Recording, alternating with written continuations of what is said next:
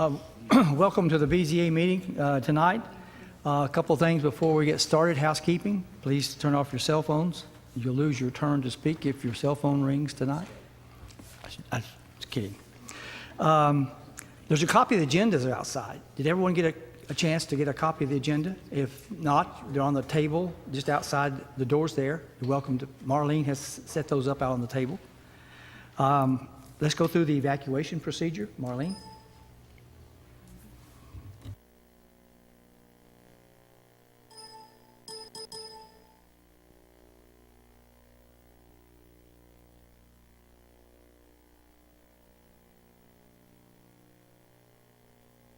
Before we get started, let me read the emergency evacuation procedures.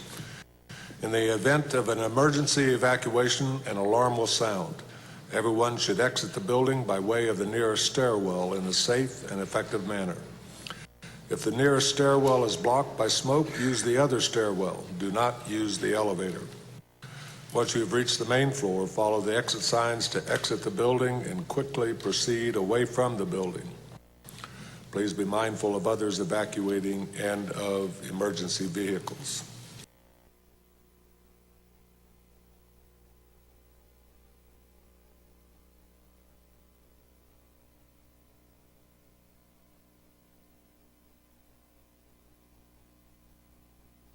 For those of you that haven't attended a BZA meeting previously, let's just describe the process for you. We'll take the agenda items in the order they're on the agenda, unless some of the members want to change the order. And then Thomas will give a very brief description of that request. Then we'll ask that if there's anyone present that would be in favor of that request, we'll ask them to come up to the podium and the microphone and tell us your name, and then there's a sheet there for you to sign your name and to print your name so that we have a record of who spoke to us tonight. And then we may or may not have questions for that individual while they make their presentation. And then we'll go through whoever's in favor, and then we'll give the opportunity to any of you who would like be in opposition to or have a complaint about that request. And we'll do the same process. You'll have 3 minutes to explain your opinion, and we may or may not have questions for you. And then after we proceed through that process,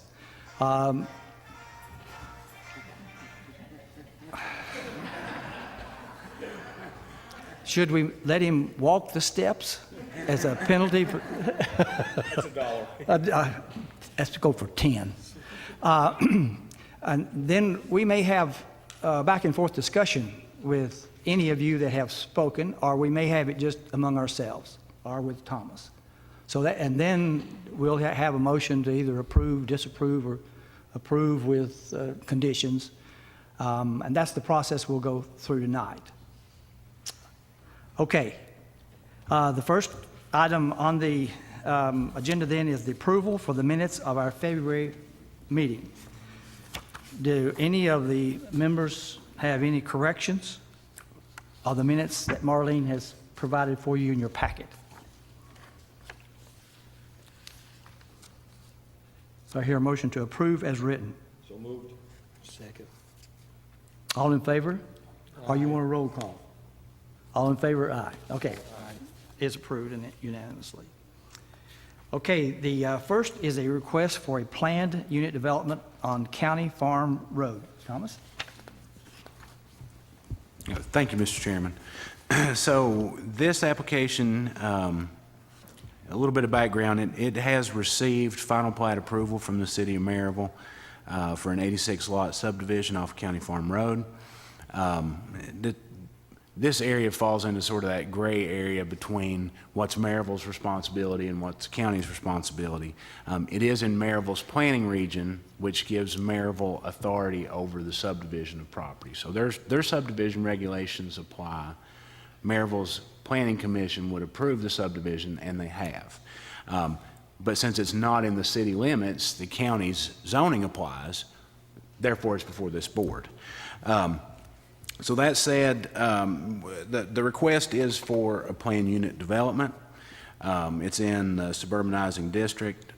Most of the lots in the subdivision are smaller than 7,000 square feet, which is the minimum that we allow just in straight suburbanizing, just from the development standards there. For what it's worth, Maryville subdivision regulations allow the smaller lots. But so all that having said, it needs to go through our plan unit development process. A plan unit development in its simplest terms is almost, you kind of look at it as its own thing, right? So it's a master plan community, if you want to look at it that way. And by being a plan unit development, the county then gets some flexibility over design standards, things like lot sizes and setbacks and things of that nature. So with that, they are requesting the plan unit development. It does have public sewer. Under the PUD with public sewer in this district, the lots could be as small as 3,500 square feet.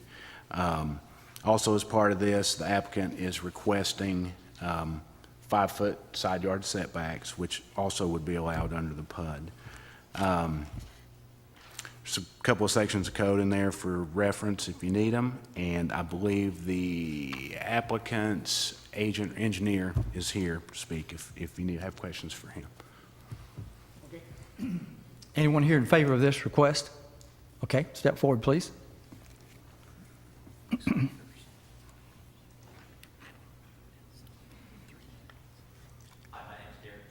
Derek Jones.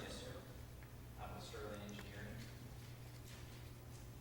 We're design engineers on the project, and basically we deal with a little additional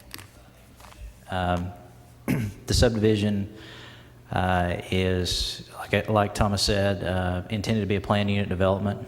The lots are a little smaller than what's, although they're not down to the minimum, the 3,500, they're a little smaller than the 7,000. The intent is to develop a pretty tight-knit development. Significant amount of common space has been dedicated, all pretty much in one area, a fairly large park area. I think it was a little over 2 acres. That is beyond what's required, but we felt like it would be, in trying to keep with the planned unit development idea, we thought it would be a good idea to do that. So as he said, it's public water, sanitary sewer from the city of Maryville. All the road construction and everything is to public standards and will be taken by Blount County. And I'll certainly answer any questions if you have any. Any of the members have a question for Derek? Derek, how close is this location to the city limits? It's not very close at all. In fact, it doesn't border. Thomas, I don't know if you know a distance or not, but it's fairly distant from any city limits. I think probably to get to the city limits, the closest you would go would be probably out Morganton Road to Worthington subdivision. I think that's about as close as it, which is several miles. Right. So it's a pretty good ways. 1 mile, 5 miles, 10 miles? I don't know that it's that far. I would say maybe a couple of miles. Was there any cost to the Blount County to install this development? No. Thomas, this will not impact, this is a question, this will not impact our ability to require the 10-foot setback on non-PUD development? Not at all, no, sir. Okay. That was a yes. It will not. Yes, it will not. I'm sorry.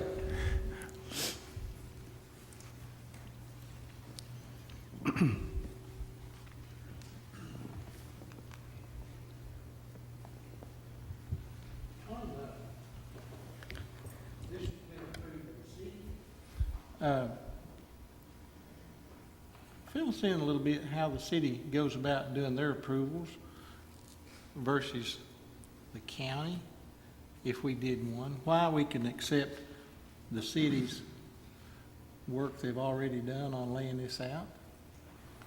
Well, again, sir, as I mentioned before, this is in that area that is known as the planning region, which is a bubble outside of the city limits.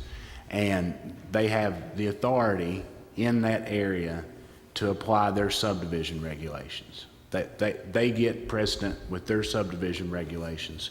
The whole idea behind it, the theory is, whether you agree with it or not, the theory is by them applying their subdivision regulations and their development standards, so that, you know, the roads are set up in a similar fashion to theirs, the lots are laid out in a similar fashion, they are served by public utilities. The idea is one day, if Maryville were to annex it, it dovetails into what they already have. And so that's kind of the idea behind it. Again, like it or not, you know, that's where that comes from. But since it's not in their city limits, they don't have zoning authority over it. Our zoning takes precedence. So it's a weird gray area, and it's confusing. I think it's confusing to staff on both sides of the fence. It's confusing to applicants, and it's, you know, it's extra hurdles that have to be jumped through.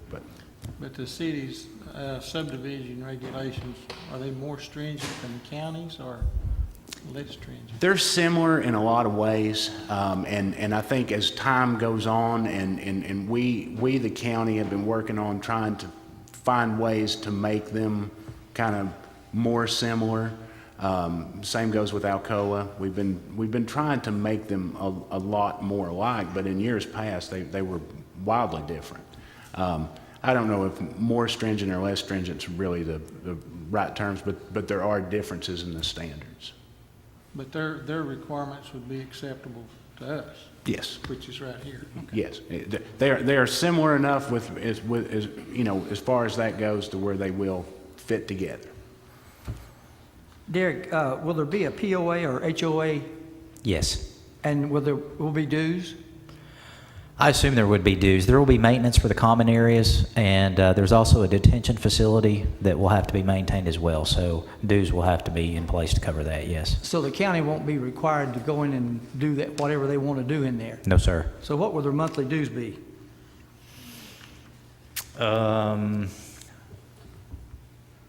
I'm not sure that that's even been established yet. I think probably the developer will see what the maintenance fees are for the first year, because ultimately it'll be them for a while, and then establish the dues once that's done, once they start selling houses.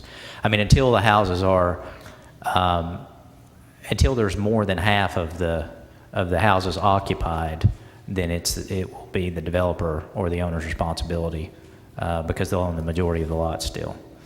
So if there's an issue, it'll either be the developer or the HOA. It will not come back to the county. That's absolutely correct, and that's on the plat as stated.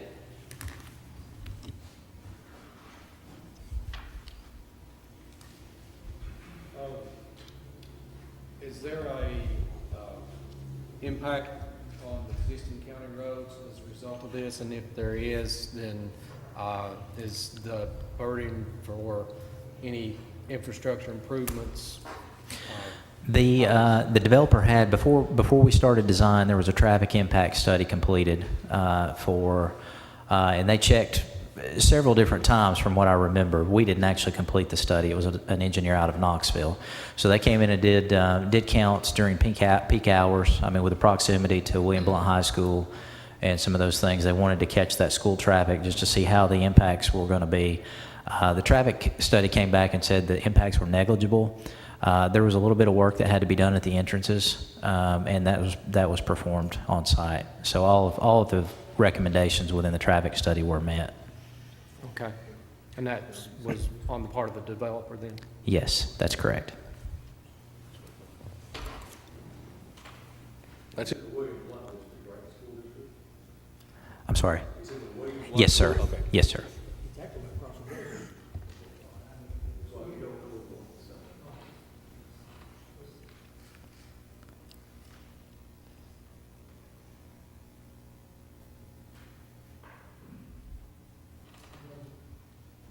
Any other questions for Derek?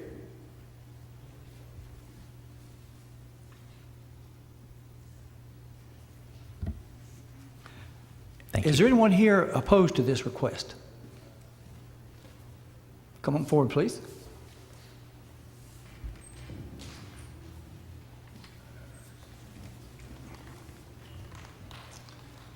Good evening, gentlemen. My name's William T. Rowling. I live in Montvale Air Park, which is adjacent to the subdivision request. Wait just a minute. I'm sorry. You're,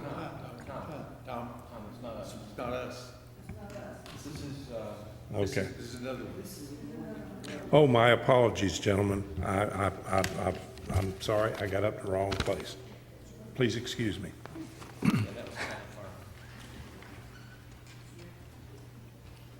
anyone opposed to this request? It's right across the street from William Blount High School. Did you receive any complaints? No, sir. Okay. I move we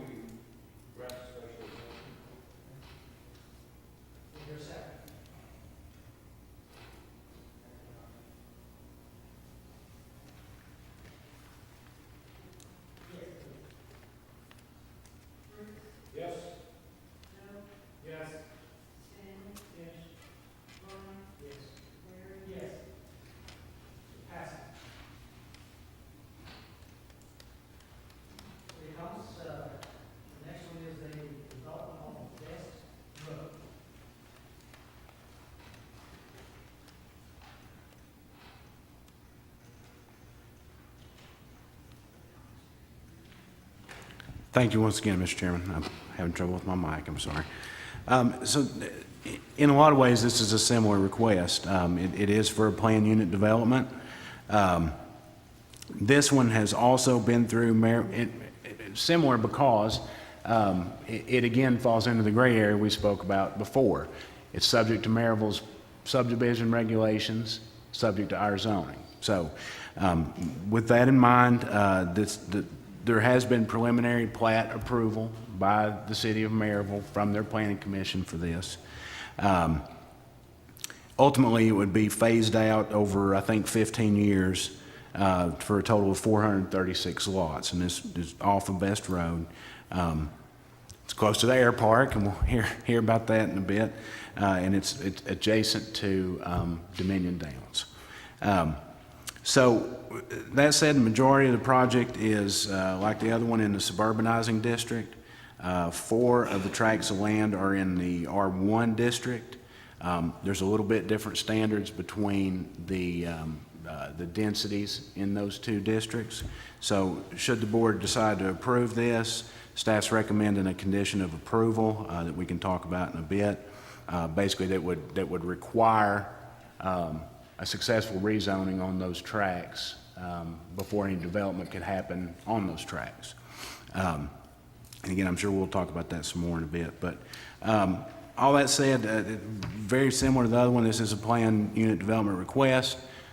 You're looking at lot sizes less than the 7,000 for the most part, lot sizes less than the 7,000 allowed by the regular development standards in the suburbanizing district. They're also requesting the 5-foot side yard setbacks.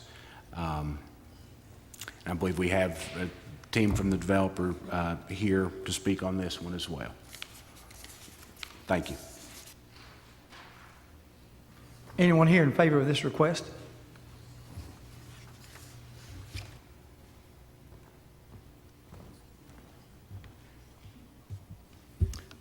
Good evening. My name is Josh Sanderson. I'm with Smith Built Homes, owner, developer, and builder of this tract on Best Road.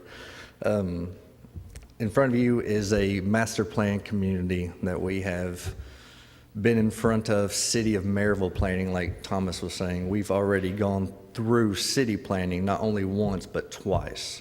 And they call, instead of you all calling it a PUD, I say you all, Blount County, calling it a PUD, they call it an integrally designed subdivision. And because I can't say that word very well, we're going to say it's a PUD.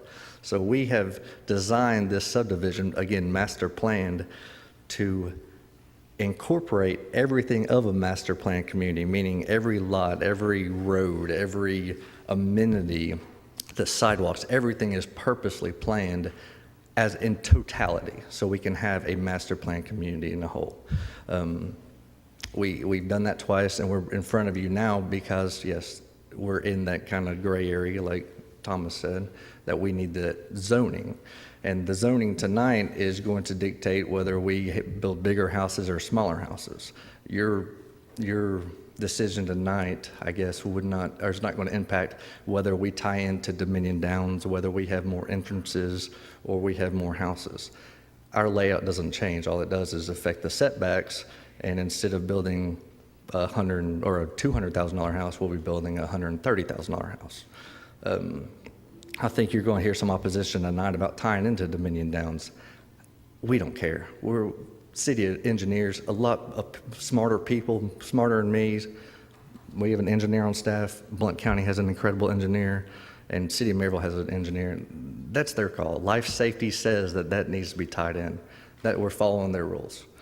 I think you're going to hear from the airstrip about our buyers knowing that the airstrips will be loud. I mean, they fly all the time.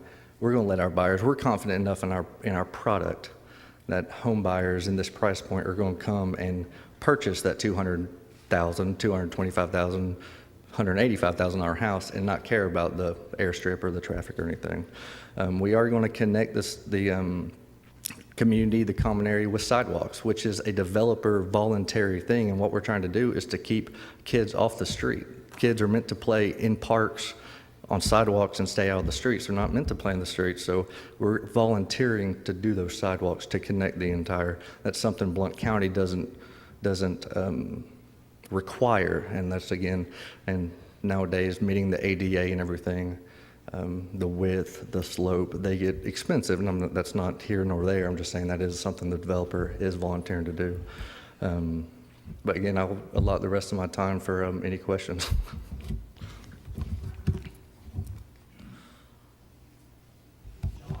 Yes, sir. You mentioned, did you say if all of it was approved, you'd do the $220,000 houses, and if it wasn't, you'd do $120,000 houses? What's a $120,000 house? A narrower house. So if we can't have 5-foot setbacks, we have 10-foot setbacks. We have to make the house narrow and smaller. What if the 5-foot setbacks are okayed, but you don't get the total planned subdivision? Or if you only get part of it? What size homes you gonna build? They'll still be the 2,100 or 1,800 to 2,200 square feet, 185,000 to 225,000. So the only difference, if you only get a 10-foot setback, you do a $120,000 home. 5-foot setbacks, you do $220,000. You're exactly right. You guys fund all the improvements taking place in there then? We will be installing all this on the developer's money. What's a $120,000 home? That's a great question. We'll have to figure that out based on tonight. It's about like a trailer, isn't it? You're exactly right. Josh, somewhere in the documentation, I saw that the developers will be responsible for any water drainage issues beginning when the first dozer is unloaded. Yes, sir. That's correct. That is yes, sir. And you're projecting a 15-year build-out. That's a safe estimate, yes, sir. So, say that. Safe, that's a safe estimate, yes, sir. It could be sooner, it depends Okay. on the economy. So, we know when the clock starts, Yes, sir. and you're going to build out. Yes, sir. So you'll be responsible for all drainage issues related to whoever's around you. Yes, sir. And then when does your responsibility for the water drainage issues end? When the county or city, or actually at this point be city, meets us out there and says, okay, here is everything we've asked you to do is done. You can now turn it over to the HOA and you are released of your duties. So that is Maryville guided. In your experience, has that been when you build out half of the phases or all of them? We turn it over. The drainage situation will be in a phase, so we'll have a large phase and it can be turned over, or that won't be, the HOA won't be turned over, but maybe like one pond or the drainage of that one area. But normally we turn everything over when the last house is built, and then we will hand it over to the HOA. So then future drainage issues will become the responsibility of the HOA, City of Maryville, Blount County, or State of Tennessee? It'd be the HOA. It'd be the HOA. And there'll be an HOA, and they'll pay monthly dues? Yes, sir. And they begin paying dues when? The day they buy the house. The day they buy the house. Do you know what those monthly dues will be? We're going to have a swimming pool. We're going to have a clubhouse. They will be a little bit more than we're usually accustomed to, but we're still trying to keep everything very affordable. I would say from the $350 range a month would be. $350? Oh, I'm sorry. I'm sorry. A Good year? Lord. $30 a month, $360 a year. $30 a month. Okay, sidewalks, you mentioned sidewalks. Yes, sir. Will there be sidewalks throughout the development? Yes, sir. Everywhere? Everywhere. Everywhere, yes.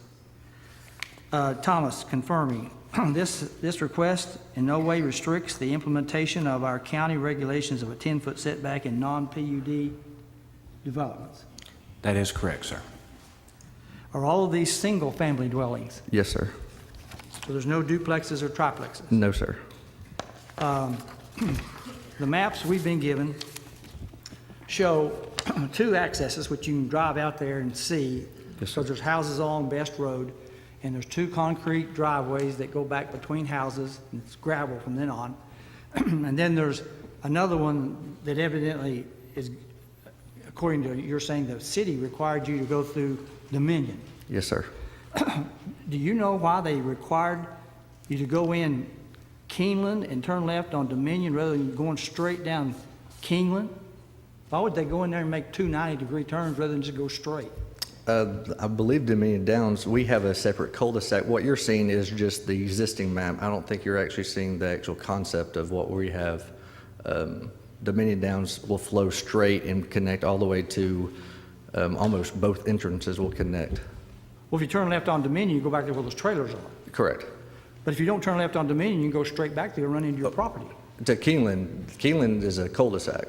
So that's the issue. Correct. At the end of Keeneland, there's a cul-de-sac. Correct. And on the left, as you go into Dominion, somebody somewhere in the past The original- designated that not as a cul-de-sac, but a drive-through. Well, the original developer had all this land tied up, so Dominion Downs was first phase. They were always intended to go Okay. to the next land and do the next phase. Okay. Does anybody have the cost to the county to implement this plan by year?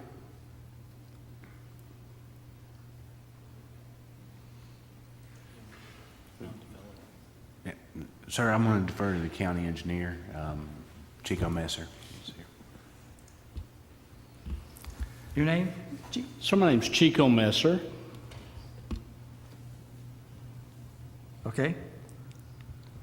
My question is, if you read through these documents, there's going to be potentially additions to Best Road, and there's about 4 or 5 intersections that are going to be turning lanes, access lanes, and it looks like the county is, in these documents, saying that the county's going to provide those. So my question is, this whole development is going to cost the county something up front. And my question is, how much is that? So we have not determined the final cost estimate on that yet. This is in preliminary, in preliminary studies. We know that Best Road that is going to require some widening and shoulder work. We were planning on doing that anyway. And then the left turn off of Carpenter's Grade, Mr. Hedrick and myself are working on that, but that's not until phase 4. It's on down the road if we look at that. So we do not have a final cost estimate on that yet, sir. Well, my concern would be that we're being asked to approve something that we don't know what the cost is. Has the county mayor or the county commission agreed to do this work? The commission, we have not taken this before commission. I mean, who approved the county taking on these costs? Superintendent Jeff Hedrick has reviewed this, and the county mayor and the city manager at Maryville. And, sir, you asked for an exact cost. We do not have an exact cost. There will be some cost sharing with the developer on the left turn lane, but we have to determine what those parameters are. What the percentages are going to be. there is not a contingent cost on the county here to determine whether the subdivision, I know what you're getting at, We're actually, but if we approve this, the county can or cannot make improvements, right? no, they have to. That's part of the agreement. If I may interject right now, regardless of the decision tonight, the county's committed to do the improvements, but they're going to be in phases, and they're, like, phase one is 70 lots. And the first improvement for Blount County, they're going to widen Best Road. And if we as a developer and home builder stop, they're not going to go spend any more money on any more. It's everything. We have to build so many houses to trigger the next improvement. So, and based on calculations of tax roll, the amount of homes we'll be building, it will be a surplus of money coming in based on the tax roll that we'll be providing to the county. Do we know what that trigger point is? We had a traffic study done by the same engineer of the previous developer. It's Cannon. I think it's 78 on the first one, and I would have to defer to our engineer on this next one. So this whole development of, how many lots we got here? 436. 436. How much money per year will that add to Blount County? Your all's tax rate is 232, is that correct?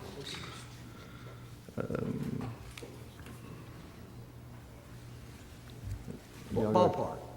Y'all got a quick calculation back $1 there? million a year, 10 million, 100,000, How many houses? 436. $600,000 a year, rough number.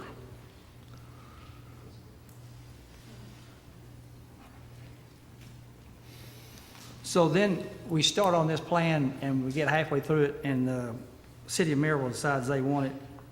Can they arbitrarily annex it? That's above my pay grade, sir. I don't know. You know that, Thomas? Sir, yeah, recently, about 2 years ago, there were some changes made at the state level with regards to annexation laws. Municipalities can no longer forcibly annex, so that now the only way that property can be annexed by a municipality in the state is by request. So they would have to ask to be annexed. The only other way to do it is for the city to set up a referendum. And then, so it's kind of weird, but what the city would have to do is have all the parties who would be affected by the annexation have a vote and vote whether or not they were going to be annexed, which of course means they would never be able to annex again. So other thing is that this isn't contiguous to the existing city limits, which also poses a challenge to annexation. So this city limits are several miles from this. Yes, sir. But they could take a finger out. They could take a finger out the road and develop that subdivision, right? So the owners of the property would have to ask the city to annex. Okay, all right, now, this may be a little bit more than you want to know, but if the property owners vote and 51% vote yes, then it's annexed. I actually don't know the specifics on the referendum type vote. I don't know if anybody's done that in the state yet since they made that change. So. Okay, because the reason I'm asking that, if they say there's referendum, it could be a meeting like this where people come and speak about they're in favor or they're opposed to it, and they don't get to vote.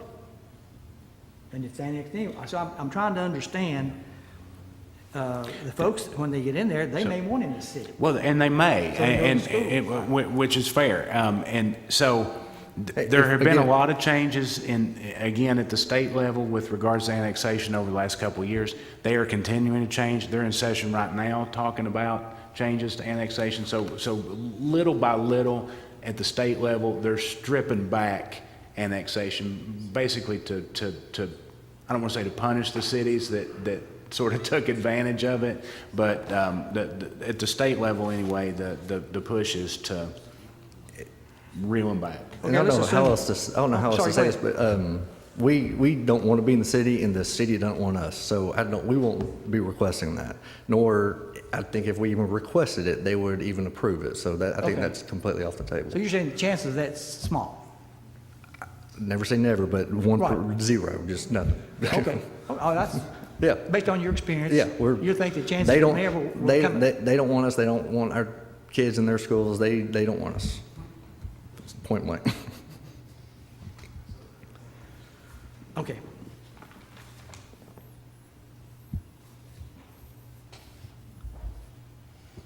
Well, since you brought up schools, has anyone, staff, have y'all addressed the school question, or is anyone? No? Well, since you asked that question, what school would they go to? That, I don't know. It would probably be one of the Carpenters or Montvale, or a combination of the two, would be my guess. They might have to redistrict. Based on your experience, how many children are going to be in this plan?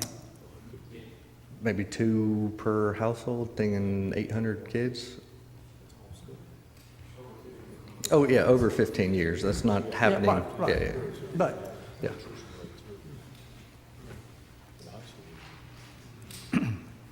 so right now, based on your plans, you have 3 access drives. Correct. And you have, in one of the documents, you've been asked to leave access to adjacent properties, three different places. Correct. Just like the previous developer of Dominion Downs was required to, we're required to connect to the next farm. Okay? So that says that access is not to a road, it's to adjacent property. Correct. Which So means when- that person can develop that, and they get to use your roads whether you like it or not.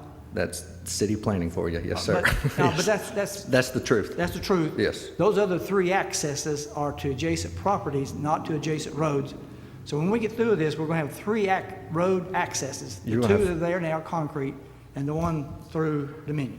Correct. Okay. All right. And we don't know what it's going to cost the county.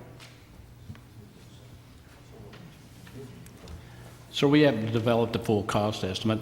I will say this, we are in the process of doing some planning on Best Road to do work anyway, because we know there's a need there.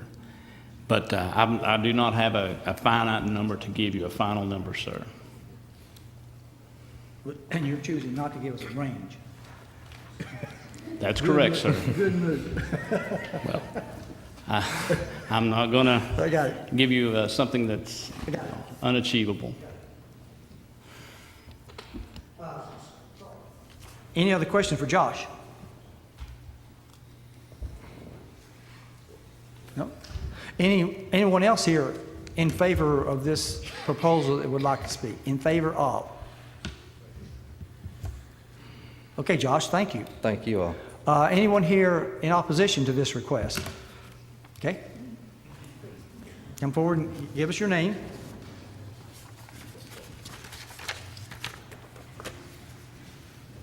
Now, are they writing, there's a clipboard there to write your name and do that for us, please? Okay, and your name? You won't take an X.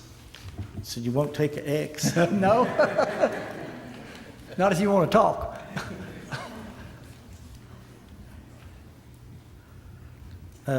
Larry Payne, Larry Payne. Larry David Payne.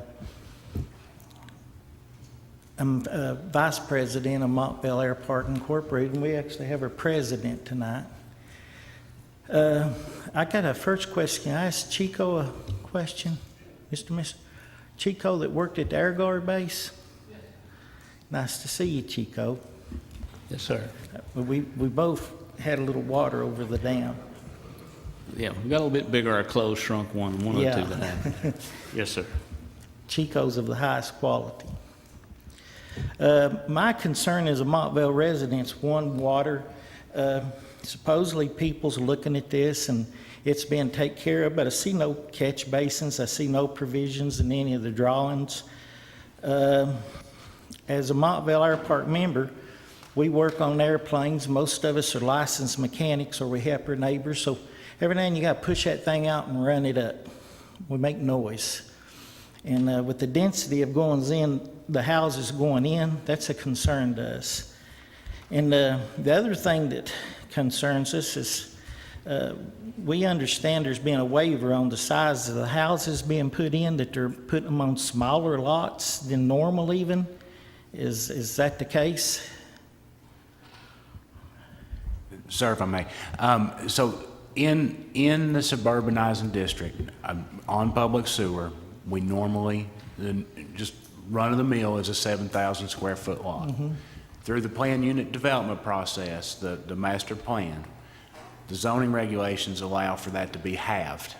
So in theory, it could go down to 3,500.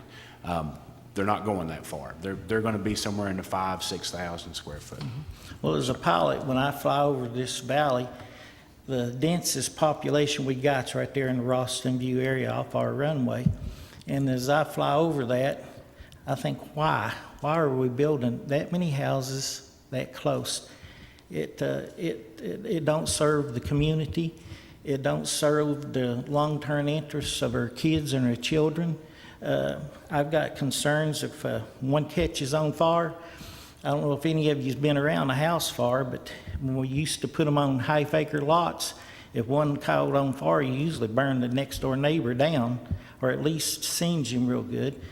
But, you know, we're putting this even tighter, so I wonder if anybody's too concerned about that. You know, can even people get out of the way if we did have a fire?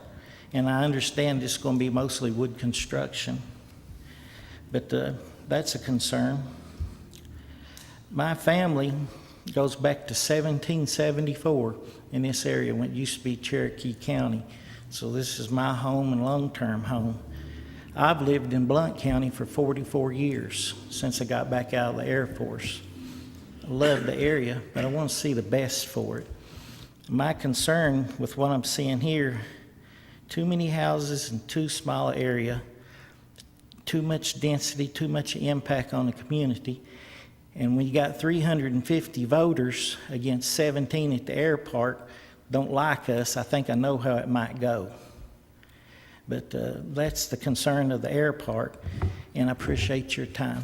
Thank you. Thank you.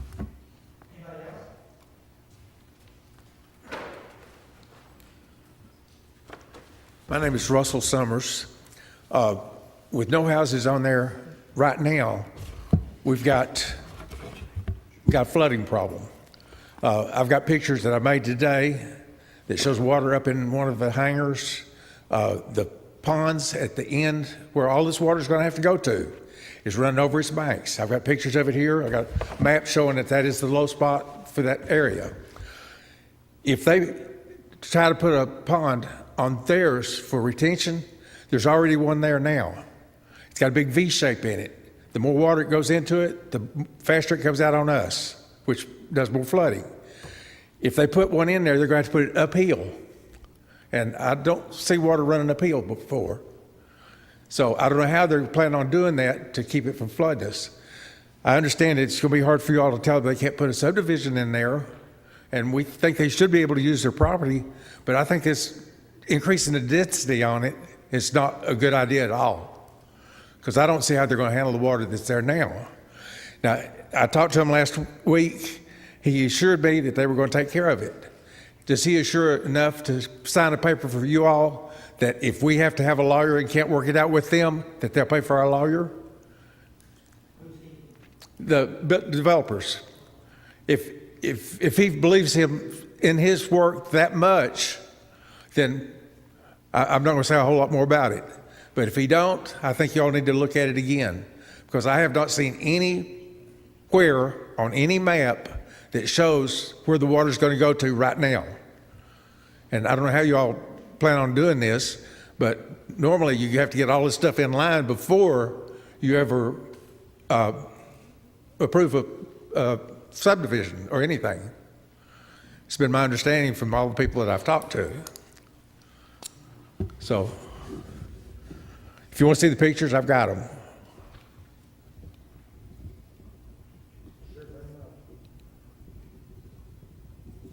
You want to see them? Sure. Can I bring them up there? Or?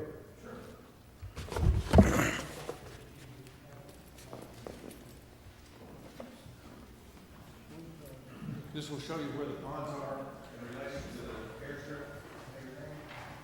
This is all picture.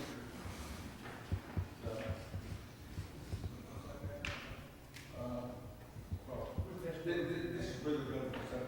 Is this road? Yes, that's road. Right here is the retention pond. This one and this one. These are the ponds already there before they start anything. Now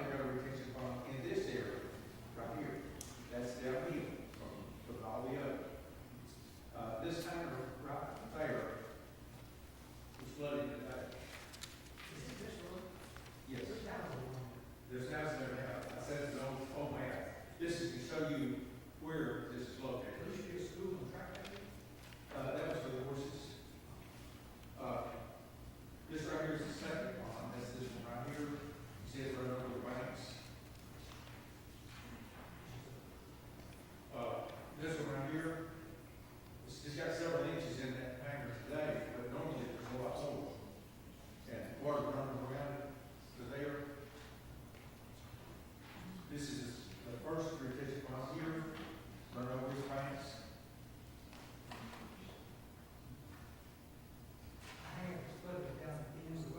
Yes. And it would back up all the way up here, there's several houses up in here, and they get water in those too, if it gets bad. Right there's the first one up here, yeah, that's upside down. These two shows water up in that area, yeah. But like I say, it can be a lot worse. So, I think putting more houses in there is not a good idea. God keep us from this.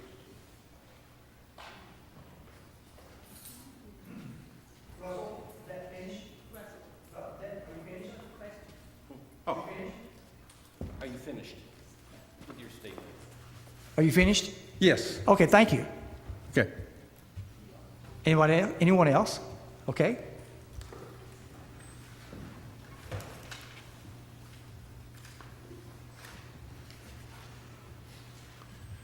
Hi, my name's William T. Rolling. I live on the Air Park also. William what? Rolling, Rolling. R-O-H-L-I-N-G. And,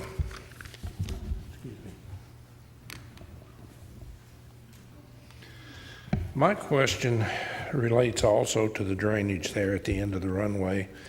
But the second question I have, which is more important than that, is currently the sewer drains all the way to just beyond my house, about 75 yards, and then is pumped all the way back up to Dominion, through Dominion Downs and up the side of the road, up Best Road, to the top of the rise up there and connects with the city sewer, city of Alcoa, I believe it is. Where's all this sewer going? Where's the pumping station going to be? What's going on here? I don't see any pumping stations, and I haven't seen any advice on where it's going to be pumped to or where it's going to go, or if the pumping station is going to be sufficient to pump all that sewage out of there, or what? I mean, they're asking you to approve a lot of stuff on here which don't make sense. Is you okay to show him where the existing pumping station is? Yeah. So you know where the existing pump station is? Yes. Yeah. I So thought. so our understanding is that that's going to, has adequate capacity. However, I'm going to let the engineer speak. Oh, okay. Sir, what you see in front of you is a preliminary plat. Yes. Okay, the engineers have to take this, once that plat is approved in concept, and they will have to sit down and do the design calculations for hydrology, which is your stormwater runoff. They're also going to do that for your electrical, your water, and your sanitary sewer. Now, obviously, Maryville would not have approved this if they didn't have the capability, because this is going to Maryville's sanitary sewer.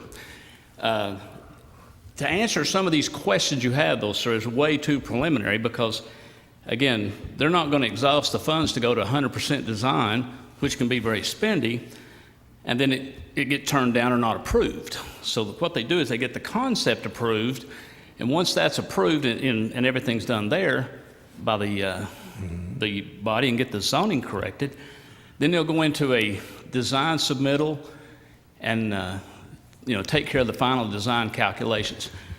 And the engineer, at the end of that design, will put a seal on it.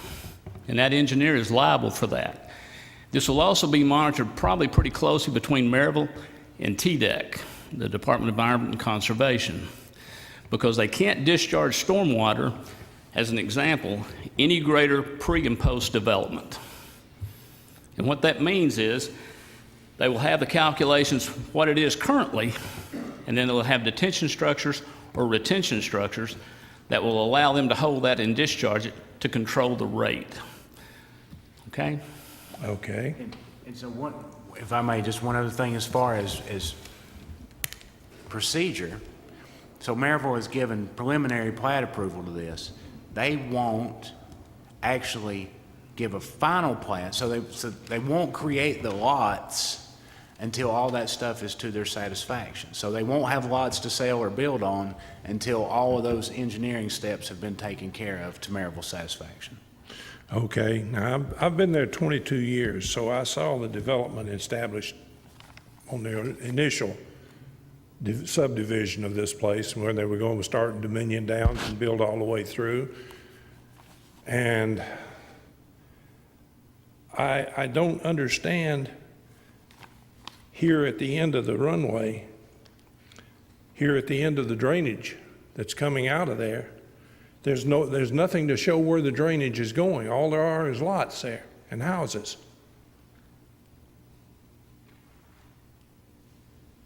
I'm sure all of you have the same drawing that I have here. And right here is, I'm situated I'm a third house here. And this runs behind my lot. I see a stream 12 foot wide and 2 foot deep running behind my house on this property. And over the last 10 years, I have kept that mowed so that it wouldn't flood me out. Because and I don't understand who's going to be responsible. You say, well, the homeowners association will be responsible. That's well and good, but who's going to enforce the homeowners to do it?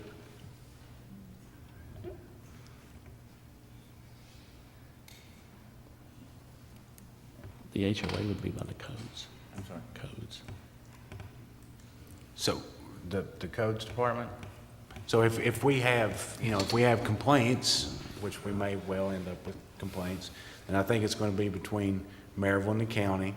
And then we come in and say, hey, HOA, you all have to do something about this. You're not, how the pond was designed and how it was constructed, if you are no longer, if it has come out of those parameters, let's say it's silted up or whatever, you all have got to fix it, get it back to where it was designed and approved.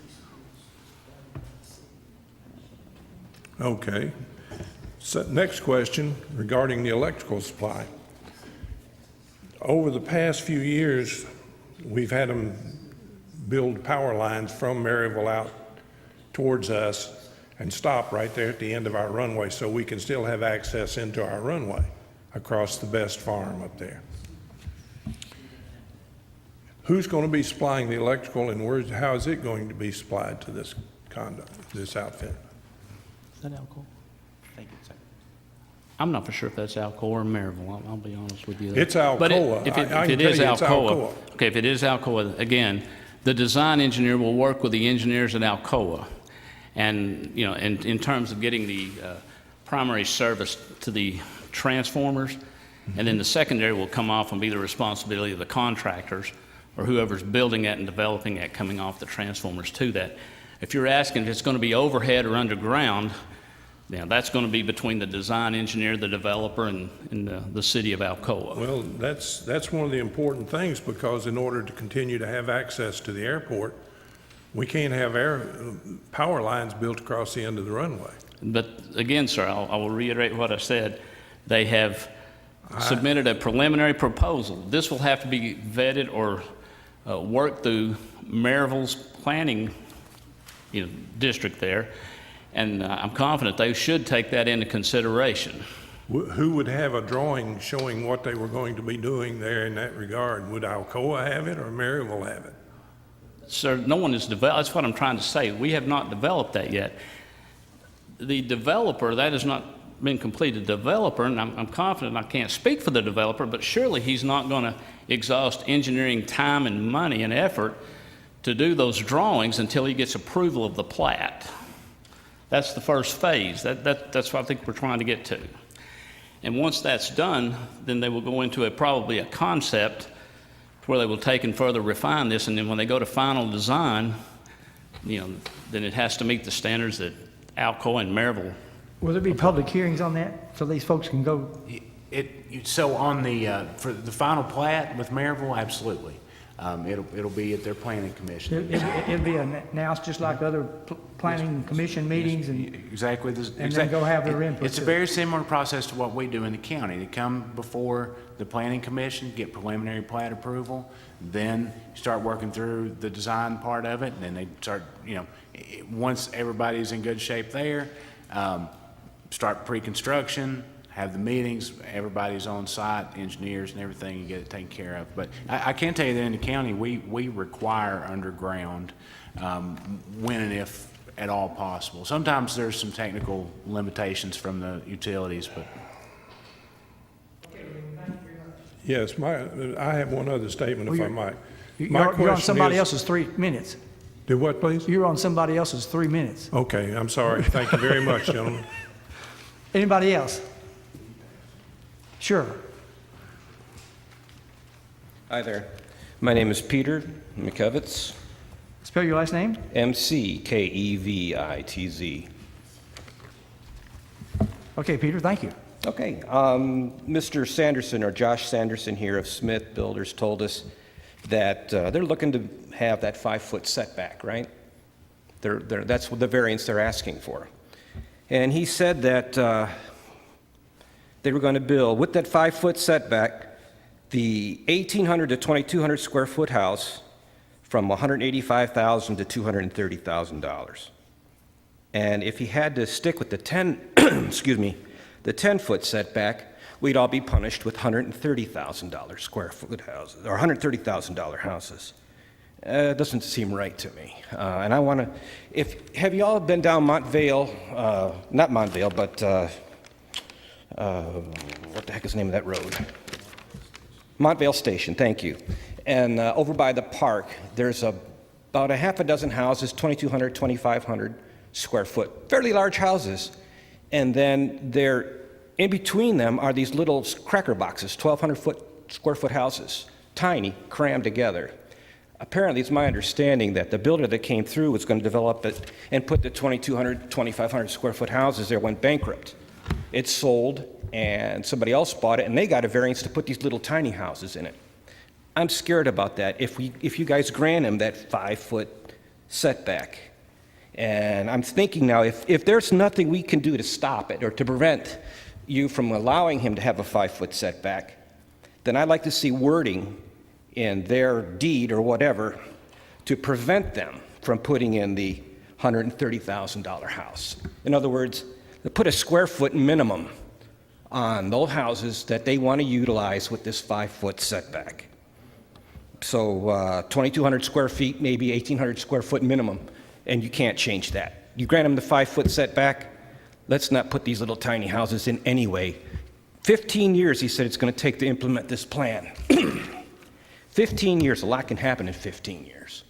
And I just like to see if, like I said, if we can't stop it, let's prevent the little houses, these $130,000 houses, and the kind of people that kind of house would bring in.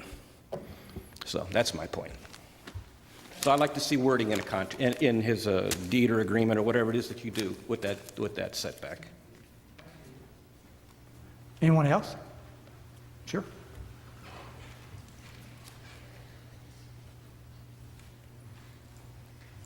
Hey, my name's Robert Messer. I live at Montvale Airpark.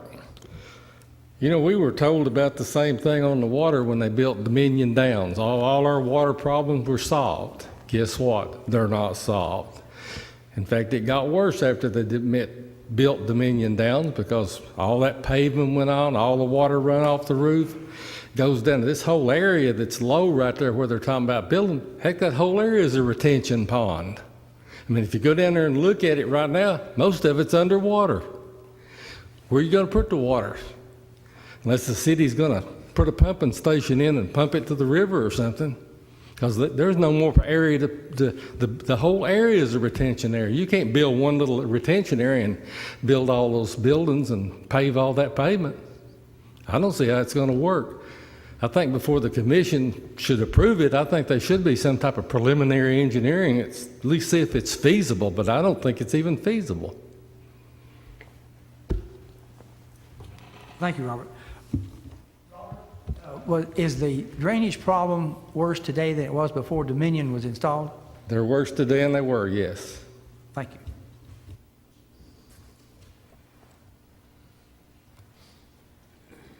Anyone else?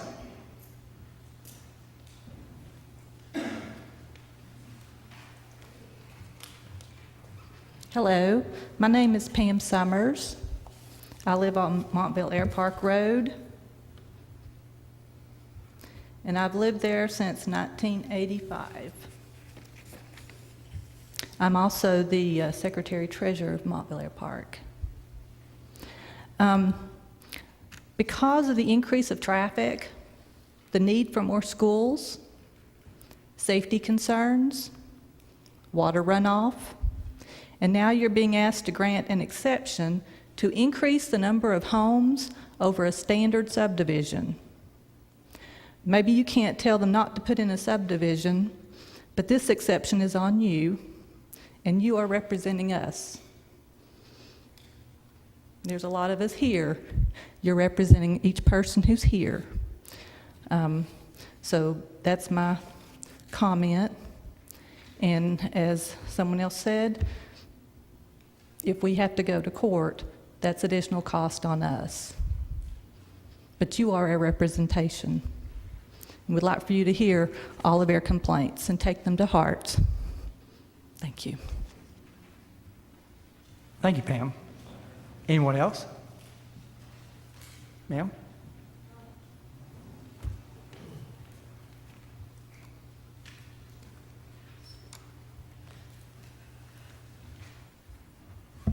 Good evening. My name is Caroline Baxter. I live in Dominion Downs on Kingman. I'd like to speak mostly to the idea of opening up the end of Dominion Road. We are all very concerned that it would be detrimental to the safety and quality of life of our neighborhood. There are all planned in this new development, there are 2 fine entrances into the development already. We don't see the need for opening up our road in Dominion Downs, Dominion Road. Also, we have no problem with, we knew that Dominion Road, the end of Dominion Road, would have, Mr. Tipton and whoever owns the remaining lots in Dominion Downs would have to have access to those lots. But it does not need to go farther than that, does not need to go through to the new neighborhood. And indeed, at the last meeting, Mr. Smith said he wasn't in favor of having that road opened up. He didn't really care that that was opened up. There are many neighborhoods like ours in Maryville, and they have only one entrance and exit. Savannah Park, indeed the new development of Smithville development that's on the east side of Asbury, there's one road that goes in and out. So we really are very much against having that road opened up to through traffic. It would really be a big problem for our neighborhood, the quality of our neighborhood. Also, I'd like to ask, right now, that area at the end of Dominion Road is a swamp. It's full of water and garbage. And I'd like to know who is responsible. Are there any commissions that care about that kind of thing? The water flow and that it's a mess. It would be quite expensive, actually. There would have to be a bridge or something to go across into the new development. That would be quite costly for Blount County, I would think. I guess that was my main point tonight. We really very much do not want that road opened up to through traffic. It would be very detrimental to our neighborhood. Thank you. Thank you. Anyone else? There's a lady back here.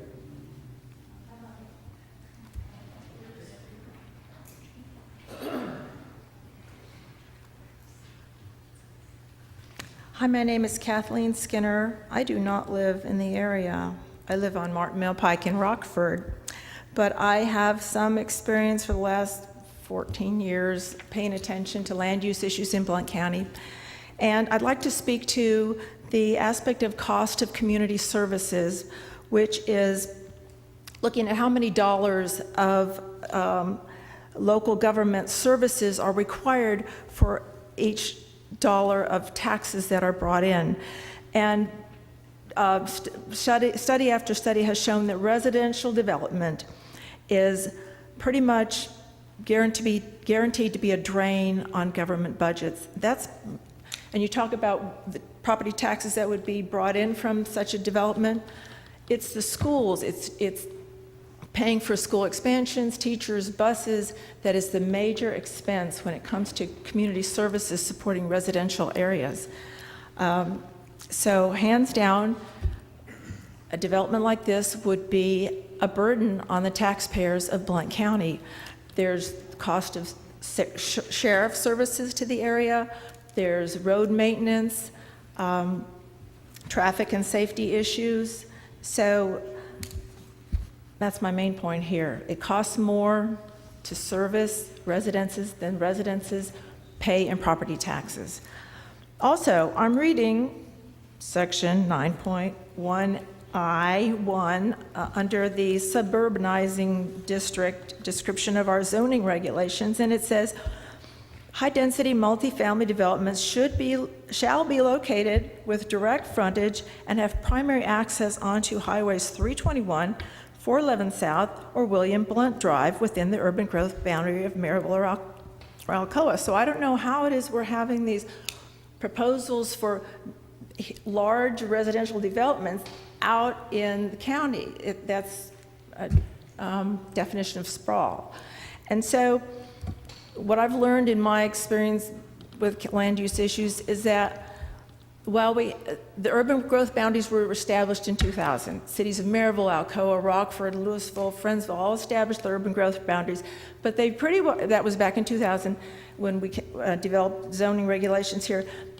The cities pretty soon figured out that they had thrown a wider net than they ever intend to. So it was almost 20 years ago that they established their urban growth boundaries. And since then, for sure, Maryville has decided they are not going to keep creeping out because of the cost to service these areas, the cost to provide schooling for all these children. So I don't think Maryville's going to be looking to annex this property anytime soon because it would just be a financial burden for them. Thank you. Thank you. Mr. Chairman, if I could speak just to one point, Sure. just to, in response to Ms. Skinner. The section of code that she referenced on high-density multifamily development, that is for apartment complexes between 6.2 and 13 acres, 13 units per acre. So it's an apple and an orange, but I appreciate your point. Thank you. This lady right here? No, wait. The lady behind, the glasses on. Hi, thank you. I'm Doris Winchenbach, and do you want me to spell the last name? Please. Winchembach.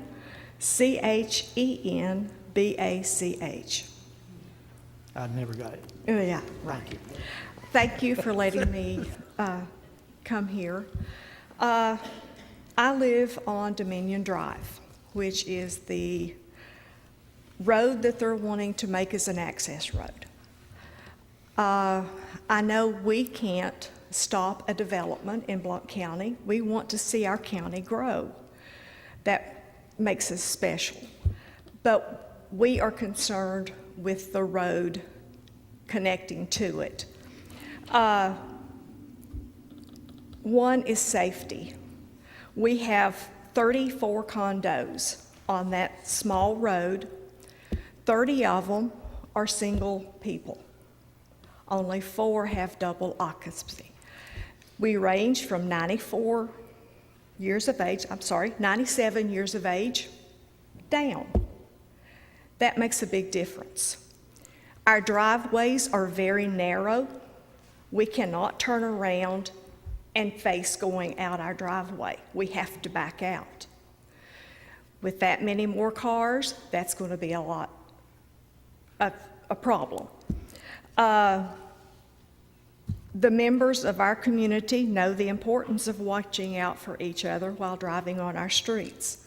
We walk our streets, we walk our pets, we walk daylight, and some people walk dark before they go to work because that's their exercise. We have no parks, we have no sidewalks. That is our only thing that we can do. Our mailboxes are on the edge of the road, and that would be a concern for the traffic also. It's less than 1,000 feet from the entrance to Dominion Downs to the first entrance into this development. I don't think a lot of people would rather go two turns, another turn, trying to get into their entrance of their subdivision than going straight and then straight into their. I don't think that that would be a concern. The report that we read, speed bumps were mentioned, that the county could install speed bumps. Well, we have called the county, talked to the road commissioner. They don't do that anymore. So that would not be a feasible thing. But I do have pictures of our street, if you would like to see those. And last, I have signatures of the members on our street and members of the rest of the Dominion Down that I would like to present to you. Let me sign in, and if you have any questions. Yes, I do. Doris, Yes, the developer has made it clear they don't care whether they go through Dominion or not. that's exactly right. That's what So- they told me last. And I guess, did you guys tell Maryville, City of Maryville, that you didn't care because you could put houses there and have 2 or 3 more lots, right? Okay, so did you guys go to the Maryville Yes. planning? Yes. And what response did you get out of them when you talked to them about not going through Dominion? They didn't care. Okay, It was already decided before we got there. okay.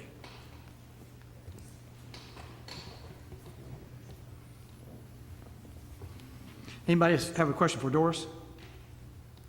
Thank you, Doris. Thank you. Would May I you mind give the giving your signatures? signatures to Marlene? Yes.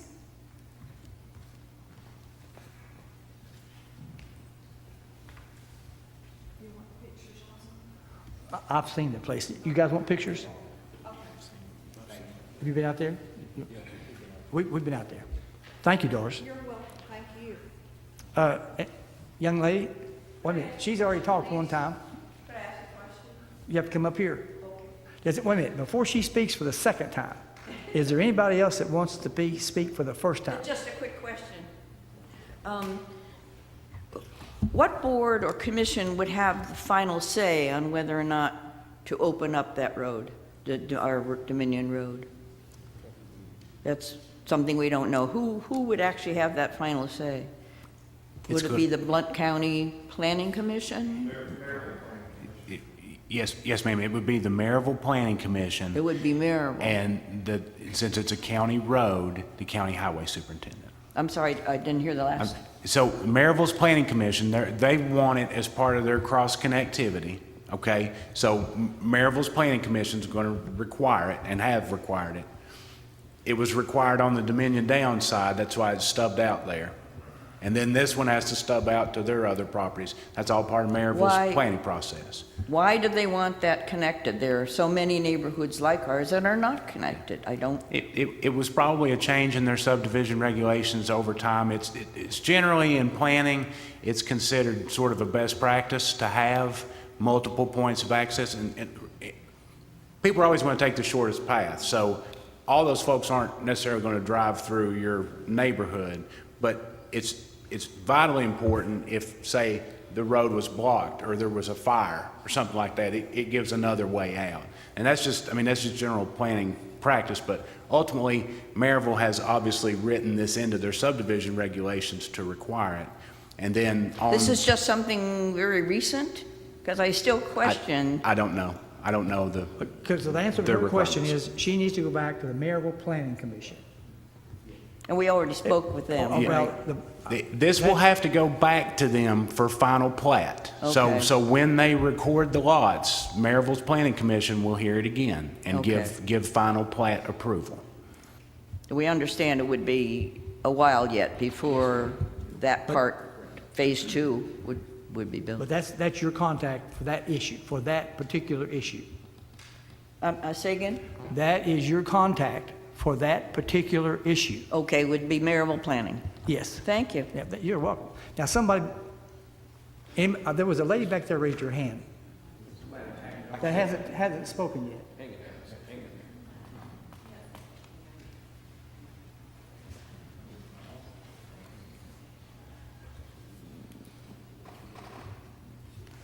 Hi, my name is Ingrid Hahn. Spell the first name? Ingrid, I-N-G-R-I-D, like Ingrid Bergman. Hahn, H-A-U-N, and I actually live in District 10. But I also have followed land use planning in the county for at least 10 years, beginning with a personal unfortunate experience. And I have a number of things I could talk about, but I'm just going to try to cut to one thing that maybe hasn't been addressed yet specifically. When you look at what the Blount County Highway Department came up with as a list of things that they feel they should or can do, and you compare it to the list of things that were recommended to them by the consulting engineers that were hired, you see some discrepancies. And I'm assuming some of that is economics, that there are simply things that the county doesn't feel like they can take on. But I do think it's important to look carefully at those, because I think traffic, if we're talking about this many units, we're talking about a whole lot more traffic. And in the engineering report, you may have noticed this reference to Minton Road and Carpenter's Grade Road. There may be a need for a right turn lane. It says this road is somewhat marginal, LOS type E. I don't know if anybody in here knows what LOS means. Okay. Level of service. Level ma'am. of service. Level of service type E means it's diminished. It means You go A. They go from A to F. Yes, ma'am. E is almost failing. That means at this point, and this was from 2015, when TDOT most recently looked at traffic specifically at Carpenter's Grade between Best Road and Ralston. The daily traffic count at that time, the average was 3,330 trips. And that road is considered E, which is one step from being a total disaster. So you're now going to talk about not adding a turn lane there. And when you think about all the kids, and you're going to have to get school buses in and out, and you're going to have people trying to turn in and out, and this is only one of the issues here, like the speed bumps, which are not going to be considered because, and this is looking at Mr. Hedrick's evaluation of what they feel they can or should do. There's a lot more evaluation here. We'll evaluate the need, we'll do this, and one of them it says, City of Maryville intends to make the needed improvement, this is regarding a left turn lane for westbound Carpenter's Grade Road. They intend to make the needed improvement during a future roadway widening project. And if it were me, I'd want to know when that is. All right, thank you very much. Is that my time? Yes, ma'am. Okay. All right, thank you, Ingrid. If there's any more time, I have more to say. There was a lady back Mr. here. Chairman, may I speak, please? Sure. A couple of items here. Number one, everyone's talking about speed bumps, and I came to the Highway Department in November of 2014, and the Blount County Commission had basically stopped the installation of the speed bumps, okay? It was a prohibition against that, but that was decided by the governing body, who's the Highway Department answers to the governing body of the county commission. So, you know, any reference to speed bumps, you need to go see your commissioner, because we cannot implement that, and nor will we implement that unless we have the authority and approval of commission. Okay, the TDOT study that, ma'am, you were referring to, in addition to that, that was a TDOT study. You have to be careful on just pulling out certain excerpts here, because the developer has commissioned Cannon & Cannon to do a traffic study that's more recent than that. And, you know, basically we took our information from the Cannon & Cannon study, we integrated that in with TDOT, and we came up with the optimum solution, excuse me, optimum achievable solution. So that's very important for everybody here to realize that Cannon & Cannon had it was a 2016 study, and I spent about 2 weeks breaking that thing down page by page and paragraph by paragraph. But back to the issue of speed bumps, you know, everyone thinks that speed bumps are going to slow them down. Actually, this is not just in the areas here. There's speeding issues all around the county, and you know, we can't go out and put speed bumps up. We cannot engineer a solution for something that probably needs an administrative control. By that I mean somebody needs a ticket. There needs to be consequences.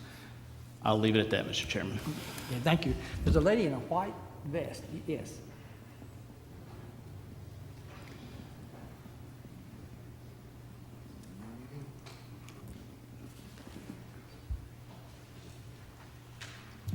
Good evening. I'm Karen Miller. And Sharon Miller. Karen Miller. I'm County Commissioner of District 4.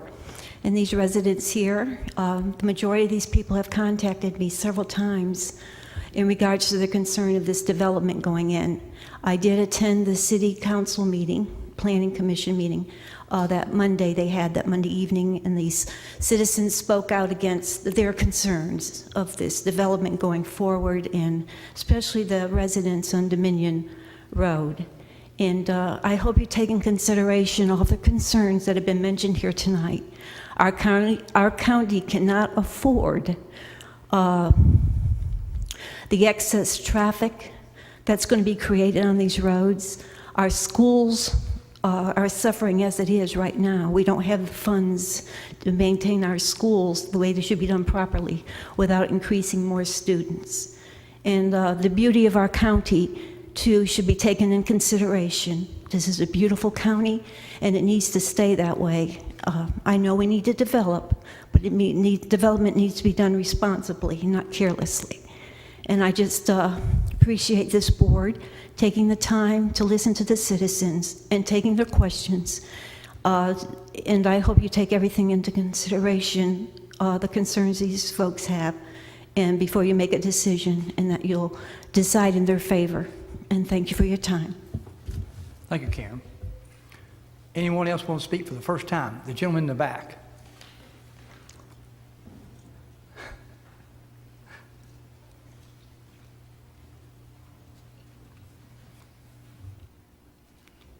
My name is Birch England, and I'm co-owner of a condo on Dominion Drive. And I just wanted to speak on the school issue, the children, safety. Bus cannot go into Dominion now or down Kenyon Drive and turn around. We have children. There's about 4 of them. You can go out there any day, and they have to walk out to the end of the Best Road, end of the Keeneland, and catch the school bus. Now, if you let all that, if you open Dominion Drive up, all that traffic coming through there, sooner or later, them kids are going to be hit.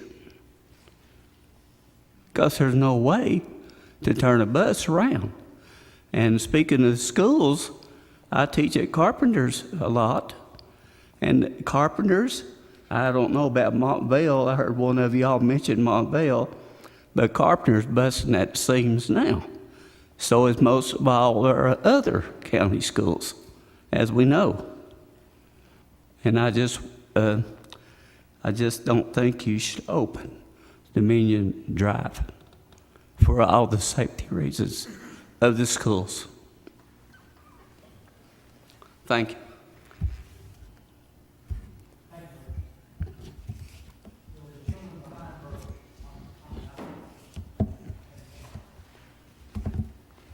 Somebody got the pen.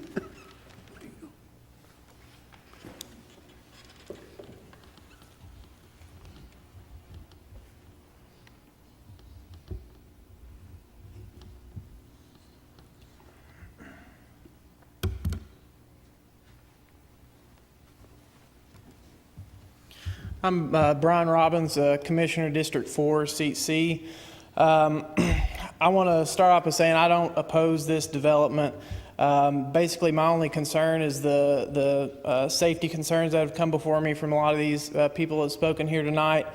I don't want to rehash a lot of stuff you've already heard. The only thing I would add is that if Maryville basically controls this situation and there's nothing that we can do about it as far as access through Dominion Downs, I wonder if maybe we could look at a sidewalk, putting a sidewalk in Dominion Drive or something like that, just something to kind of, help these people be able to carry on their lives as they do now, but with a little bit more safety, and without the concerns of, getting run over, walking the dog or something like that. That's basically sums up what I had to say, along with everybody else that's come up here and spoke tonight. But that's my basic concern is the safety, and wonder if there's maybe another avenue that we could take to ensure their safety. You are an existing Blount County Commissioner. Yes, sir. Have these types of issues come before the county commissioners previously? I was appointed in January to fill Representative Jerome Moon's seat when he moved up to the State House. So I haven't really been in long enough to see any of that. Ms. Miller, no? Okay, thank you. Anyone else? First time. Gentleman in the red. Well, maybe it's maroon. Well, this is a citizen's rush, not as BZA backup for Rush. My name's John Rush. I'm from Wallen, Tennessee, and I guess as I'm starting to follow the BZA meetings and whatnot, and I have a couple of questions about procedural things. So I know a PUD came to you all before, the one off County Farm Road, and it had received final plat approval from the city of Maryville, where this development is a preliminary plat. Does the BZA typically, in Blount County, typically wait for the final plat approval, or do they go ahead and approve a preliminary plat approval when a lot of information is not known about cost to the county? I think I should probably speak to this one. The county hasn't approved a plan unit development, in what I can tell, in over 10 years. So that was long before my time here, and I really don't know how it was handled at that time. So perfect situation. I would like for this board to have seen it before it ever even went to Maryville. But again, it's part of that. I keep calling it the gray area, but it's sort of the confusion of where the overlap is and who's kind of responsible for what. But well, so actually, so you're saying tonight the PUD you approved tonight was the first PUD that's been approved by the BZA? Since probably about 10 years or so. So we're breaking new ground here tonight, is that correct? Not new ground. I mean, it's been broken before, and it was in the last sort of economic upturn. There were quite a few, but there hasn't been one in quite some, from what I can tell by looking at records. But sir, I've been with the county for a year and a half now. I'm just curious. I'm just asking questions. Mm-hmm. I mean, so it seems like you've got a preliminary plat here that they want to go from suburbanizing zone to a PUD, which you allow more density. Well, shouldn't the county observe, kind of look into what if they stuck to the suburbanization zone and what's the density there? I mean, any idea how many units there would be there if it was? It would be exactly the same, either way. And I did want to bring that point up earlier. We keep talking about increasing density. Density's not increased. But the main consideration with the PUD is he could, with a setback variance, you can put in bigger houses. It's small. Where if you don't do that in suburbanization, you put the smaller houses. Right, so the density is the same number of units per acre, but a planned unit development, also called a cluster development, there's all sorts of different terms for it. Right, But the idea is you make the lot smaller and leave open space instead of it being spread evenly across the table. You're pushing everything to one corner. I mean, kind of. So I mean, if the BZA didn't approve the PUD, it would automatically go back to the suburbanization. Therefore, the setbacks would be wider and things like that, so it'd be smaller homes. So if this board with zoning control didn't approve a PUD, then arguably it would have to be designed in such a way that it conforms to our zoning. Gotcha. And the issue is, Maryville's already given them a plat. Well, but I mean, you're in charge of zoning, so this BZA is in charge of either approving, letting them do the suburbanization or granting them the special exception for the PUD. And we're working with Maryville now. We're trying to facilitate better communication between the agencies, especially in situations where we have shared jurisdiction. Well, and pardon me for saying this, but it just seems like you're jumping the gun a little bit to approve something that's preliminary where you don't have the cost of roads, you don't have the cost evaluation of schools. I mean, you're talking about dumping 800 children into a school over 15 years, and that's a long-term impact. And of course, you got to look to the taxes they bring in for the property taxes and things like that. But it seems like that if the PUDs are going to come more before the BZA, it would be good to kind of either have the city of Maryville do preliminary, then final, then have come to you, or in the gray area, once again, have them work with you before it even gets done. On the converse, the one we had before has already been through final. All their infrastructure's in. The lots are platted and ready to be sold. Right. You don't really want to put somebody in that position either, because then we would be pulling the rug out from under something that's already, Sure. The same questions about traffic and school impacts are legitimate with them, but it seems like that some questions need to be answered about the impact of a PUD being approved versus suburbanization, and it sounds like it's kind of a wash. But so just curious, I was wondering why the final one kind of went through with no questions, and the final plat and then the preliminary plat with not as much detailed as far as drainage issues and things like that are not addressed yet. I mean, I would think the county would want to know what's going on with that before something was looked at further. So thank you for your time. Thank you. Okay, anyone else? Excuse me, did you have a rebuttal? Or? I just wanted to clarify something. Oh, go ahead. Again, my name is Josh Sanderson. One clarification, the zoning, again, we kind of covered it, Thomas, the density is not going to change. This development was approved by Maryville. It's going to happen. The bulldozers will be, it's going to happen. We're going to have the whole thing. And Dominion Downs is a 0 lot line subdivision. 0, meaning they're closer together than our houses will be.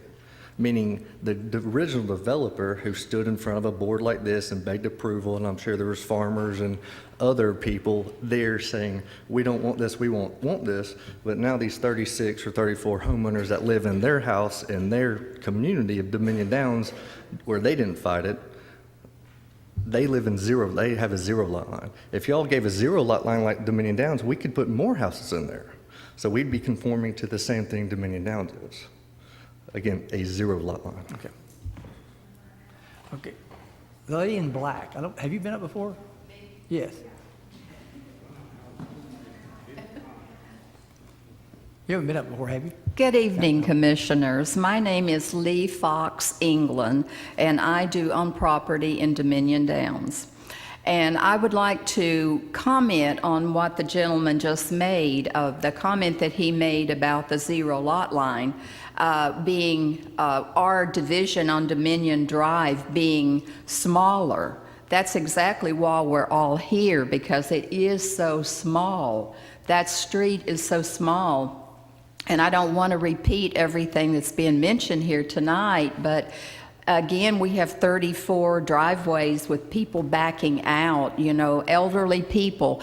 I have lived in Dominion Downs since 2011. I sold a very large home as a widow to come to Dominion Downs because, number one, it was a nice, small neighborhood. It was, and I want to emphasize very strongly, a safe street, a very safe street. And I think that's all what we're talking about here.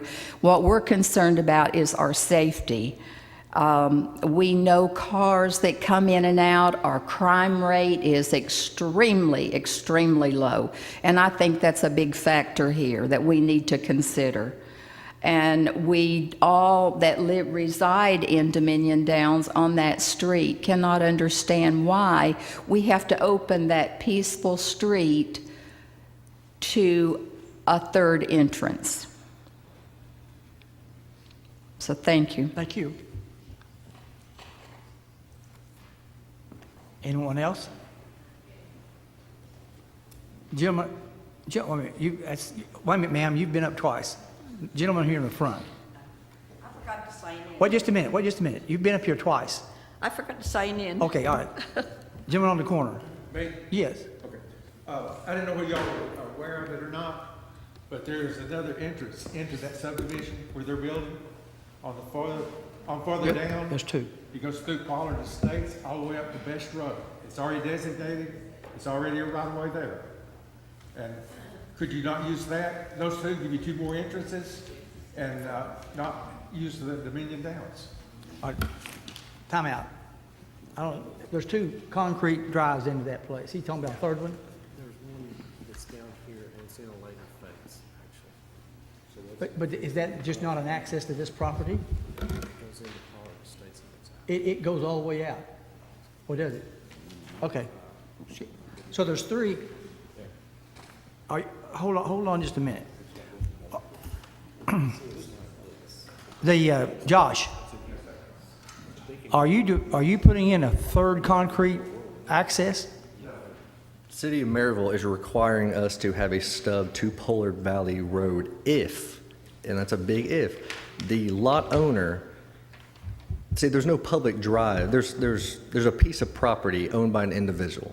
The county can't come in there, the city can't come in there, nor we can come in there and cross that and connect Pollard Valley Road with our road.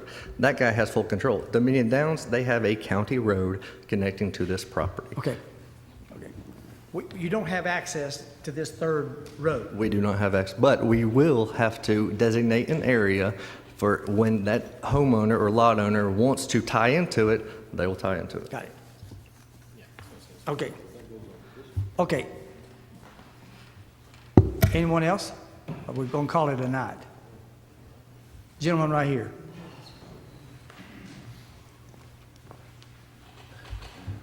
Thank you, gentlemen. My name is Chris Medley. I live at 2113 Wakefield Circle, which is in District 4. I'm a candidate for County Commission, and I believe that we have found a flaw in the system where we've given the city of Maryville first dibs at a property that is in the county. You were referred to it as the gray area. Blount County should have first opportunity to be able to zone this the appropriate way that we need to before it goes into the city of Maryville. The next issue, obviously everybody is concerned about the safety in the schools. Change is inevitable. We want growth in this community, and we've got a lot of development that's happening. a lot of different businesses that are coming into the community. And this is inevitable that's going to happen. However, we need to go about it at a pace and a thorough process to make sure that things are getting done appropriately, make sure that the county is able to fund this appropriately. I mean, as you said, and I also want to talk with what Mr. Rush had said, that, we don't even know what the price is of this yet. And we need to make sure that we as the people are able to afford this and going forward with the road developments and utilities as such. So I ask that you all think about this and set it aside at a later date to reconsider this. And we know that it's going to happen eventually, but we need to make sure that we're able to fund this appropriately and make sure that the roads are widened and the utilities are in place, and the infrastructure is ready to go as we start building these phases coming in. Thank you very much. Let's talk to the members. Have you heard enough, or you want to continue on with other second terms? What's your choice? Is that what? Can we hold it to two more people? And first choice would be someone that hasn't spoken before. Anyone that hasn't spoken? Lady?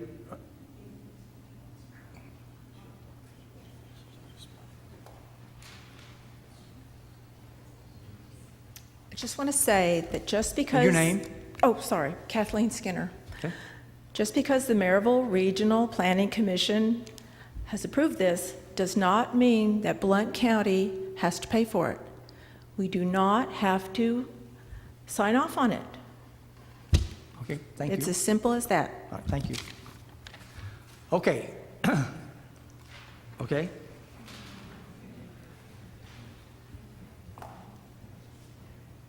Let it run. Yes, this is Ingrid Hahn again. With all due respect to the gentleman back here, he says we're going to do this, this is going to happen, this is a done deal, but it's actually not. That's part of why we're coming before you today. Zoning, county zoning, you have to grant them first a special exception and then a variance, and you don't have to do that. The other point I wanted to make, which I didn't have time to, is that if you go back to the regulations, it says that this board shall not proceed with making a decision until a cost study has been done and provided to you the information about what the specific costs will be, and a traffic study shall be done, traffic and road condition study. And as far as I can tell, you haven't received either one of those. If you go ahead and approve it, because the City of Maryville, did their preliminary plat, you're allowing it to go forward without all the information that you are actually entitled to. And I would hope that you would want to get all that information before you make a decision on granting the exception. Thank you. Thank you. I thought a traffic study had been made. It was. Okay. There has Mr. been Chairman, a traffic study has been completed as of 2016, and that was done by Cannon and Cannon Engineers. I have a copy in my office if you'd like to read it, ma'am. Okay. And the other part of that, as far as the final cost estimate, we're putting estimates together, but the estimate requires some cost figures. We do not have our bids back from the bidders yet. We have a preliminary. We're well within range, but I'm not going to commit to a number because we don't know exactly what the asphalt prices are going to be with the index. So, ma'am? He's the county engineer. I am the county engineer. Well, the BCA is the one. I understand. I'm just trying to explain something.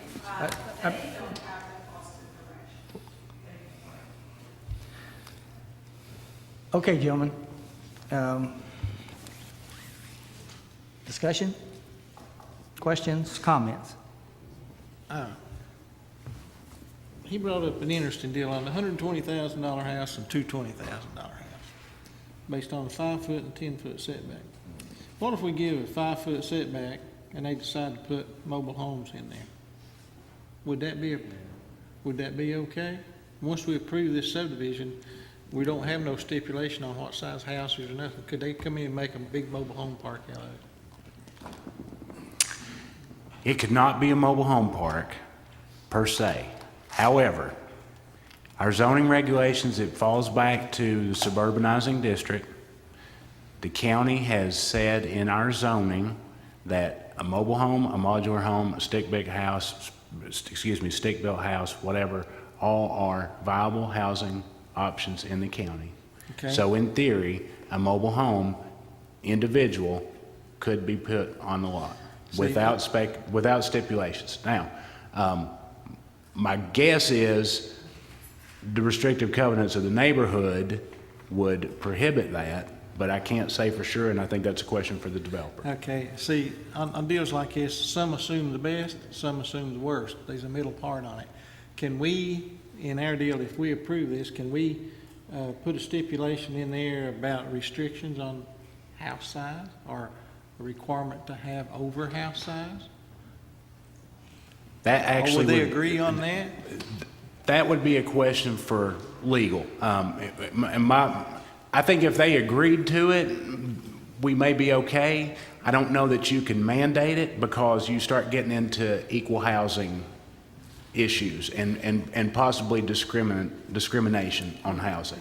But if the developer, I think if they were willing to offer it on their own, that's them suggesting. But many subdivisions have a required square footage before you can build a house. Those are private restrictions, sir. So those are private restrictions. So he could in his private restrictions say every house has to be polka dot. I mean, they can do whatever they want. But we have to be careful as the county. See, we don't know what it's going to be right now. We just say it's going to be great big houses and everybody's going to be happy. Here's a new guy. Rocky Smith with Smith Built Homes. The one you approved previous to this, why would you not made the same requirements on them? Could they not do the same thing you're speaking of? I don't know, it's just a thought, you know, just a question. I'm just curious, what was the difference the one when you all approved before on setbacks? This is a question about, we're a very reputable builder. We've built some I'm not nice questioning things. that, I'm just. But I don't understand why this one would be any different than the prior one as far as what could happen. I'll give you a couple of things. That one went in at no cost to the county. There was no issue. Here, I'm not sure what it's going to cost the county to do that. And with this volume of houses, I'm concerned that the county mayor or the commissioners haven't thought through how many children are going to be added to the school system, and are they okay with in the next 15 years having that in there? So that's the issue. A PUD is when you take a large tract of land and master plan it in a planned unit development. So you lay out all a big plan, and that's what we try to do. We could have came in here and submitted 20 acres at a time or 30 acres at a time and not went, you know what I'm saying? That's what this is about. So we're looking at a lot of homes, but I wish we could sell that many over a short period of time, but this will be a very, very long process. So the one you approved before, they will probably do the same units per year. I mean, it's such a long time, and it's such a big piece of tract of land that it won't be as cumbersome. It's very little things, and we've had all these meetings with the county and the county execs and everybody on this, and this has all been discussed previously. But the issue is the city of Merrill's won't approve this, and they're not going to have. But the county was involved extensively on. I guess that's. Do you have restrictions already? Oh, yes, sir, we'll have restrictions. Do we know what they are? What would be the restriction you would like to put on it that we would say we would agree to? Our smallest home, I think we build is 15. we have a rancher that's 1589. If you'd want us to do that, that'd be fine. We would agree to restrict the subdivision to no smaller homes than the ones we were planning on building either way. The 1589 single family, the 2 stories of course will be larger, but for the single family house, we would agree to the single family would be no less than 1,500, the 2-story be no less than 1,750, if that would help. Everything else has been tied down. I see no reason not to tie that down too. If that would help. Can you indicate it's site-built also? Yes, sir. Yes, sir. Yeah, site built, stick built, or non-factory built, that'd be great. I'm sorry. But while you're up there, Yes, sir. I guess just so everybody understands this development, you're developing it's a planned unit development, a PUD. Okay. If you weren't doing it that way, do you have any idea how many homes you could put on that piece of property if you were just doing it as a regular subdivision without those planned units? We would probably drop down maybe 15 units. We just have to, with the setbacks, the houses would just not be as wide, and we'd have to get smaller. But I think we'd lose about 15, 18, 20 units, something like that. Okay, so your whole scheme, we're looking at 400 Yeah. plus. So we're still looking at 400. Yes, sir. Even if you did just a regular subdivision. What we'd have to do is just make the lots. Oh, I understand. We just make them fit different, and that would be no big deal. I understand, because if you came in with that, it would still be the same thing. Yes, sir. And this is a suburbanizing area that Yes, is available for subdivision development. And it would be the same, but within 18, 20 units, because we have the layout of that we have. Mr. Chairman, if I may, I just wanted to reiterate real quick, make sure that I got my notes down right. Mr. Smith, you said 1,500 for a 1-story, 1,800 for a 2-story? 1,750, I think, because I think we're going to 1,790 something. Okay, 1,750 for a 2-story. 1,750 would be. Okay, and all site built? Yes. No mobile homes? Some of these homes would be 2,600 square feet. Sure. This would be a minimum. This would be a minimum. Thank you. Yes. 1,500 square foot minimum, and this is finished square feet, correct? Finished square feet? Yes. The microphone gives me a fit. I'm sorry, I mess it up every time. 1,500 finished square feet for a 1-story, 1,750 finished square feet for a 2-story. And those are minimums. There certainly will be more that are more than that. Okay. And actually, all site built. Yeah. No mobile homes. Yes. Right. Thank you.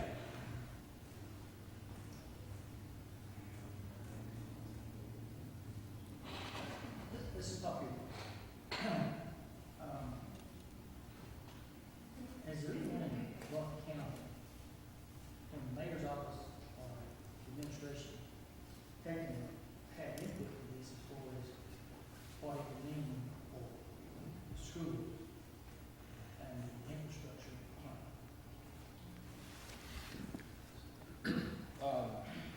It's a chicken and egg story. Say that again? It's a chicken or egg story. Or chicken breast? Chicken or egg. But the point is, if Maryville, if it is their community, as somebody in the county administration look at this and say, in 15 years, we can handle this. Well, if they stick with, or go about the rate of development that they're talking about, obviously, they could probably build faster than that, but I don't know if they can build, market, sell that fast. So they're talking about adding something like 35 homes a year, looks like, according to their schedule. 35 homes a year in Blount County that's not that many. And granted, it's probably gonna add a little bit of more school population. I'd agree with that. Planned unit developments allow you to set aside common areas. They allow you to do things to develop properties that are more walk-friendly and bike-friendly and child-friendly, that thing, so they don't have the regular, higher speed limit roads of the county. Are you guys required to place a bond in case you don't do something right? What is that? It's calculated by the engineers. County engineers? No, I'm sorry, it's calculated by the engineers. Who's the engineer? They take a scope, and the city engineer sets the bond. So it's the city of Maryville engineers will determine what bond you have to post. And give us a range. Oh, it can be millions. I mean, it's ridiculous. 1 or 10? Pardon me? Range of millions, 1 or 10? First phase is going to be $1 million easy, probably $1.5 million. At least $1 million per phase. Yeah. And again, Maryville does things a little different than Knox County, Anderson County, and Loudoun County, some other places. We go in front of final plat. Everything's done, everything's established. Then they'll establish your hydrology is complete, your roads are complete. Sometimes they don't like bonds because of the 2008 debacle, and they didn't calculate the bonds high enough. So they require, and county engineer can probably educate you better than I can, they require everything to be done. So there isn't someone going bankrupt or a developer goes bankrupt and you all are left holding the bag. This thing will be done, and turned over. I'm just not familiar enough to know if this is going to be $100,000 for the county or $5 million. You mean cost? Yeah. You talking about roads, you talking about? What is? Cost of I'm just, the county, it's the city of Maryville set these restrictions, but it's the county that's going to be paying for it.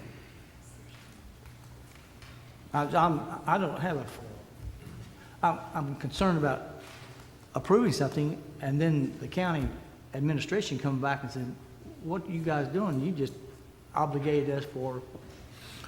Well, I think Chico's already addressed a lot of that. They're working on it, and it's all sort of academic. We're going to have development, and it's not hitting the county blind side, and it's not hitting the road department blind side. So if it was going to be something totally exorbitant, we'd know it. But this is going to be a $100 million development, something like that. If you figure the taxes off of that, well, what's taxes off of $100 million to the county going to be? I know some of it goes to the schools and some goes to the highway department and all that, but I don't have a problem with it. So you're not concerned about it? Nope. That's I just trying to get a flavor of where. Mr. Masser, I do have a question that I would like for you to address. During the construction phase, obviously, the burden on the surface roads tends to work them over. It doesn't matter where you are, what county or city you're operating in, just the heavy truck traffic over and over, day after day, takes a toll on the roads. Is that something that has come into play or come under your scrutiny, or you are considering in this development, or any development? Like I said, they're only built 35. It's not just this development. It includes water lines, any utilities going in. Mm-hmm. We have we video depending on the permit that is released to the contractor, whether it be a developer or a utility contractor or whatever. We do a pre-video, videoing the condition of the roads and the situation with the roads. And then during the construction process, depending on the duration, we come back and we do videos. On a 90-day project, we'll probably be 2 more. I'll explain. We're doing that in East Miller's Cove right now, as we speak. We've already ran through there 3 times and doing videos. We started that process, Mr. Hedrick and I discussed it, we started last October. Okay. And then when the contractor's completed, we'll come and do the final video, or the completed video, and then we basically put them on the projector and we compare. Okay. Any substantial shoulder damage or wear on the running surface there, then there's consideration back to the contractor. So if they tore up Best Road, you're gonna go back to them, and tell them to fix it? And are we going to? Yes, sir. We're going to go back and have a discussion with the developer about that. But if I tell you a number of $25,000, I'm not going to do that, sir. It's not going to be no $200,000. I can assure you that. But I'm not going to get pinned down to a number. I'm not going to get pinned down to a number because that wouldn't be right and fair to everybody. All right. Any other discussion, questions?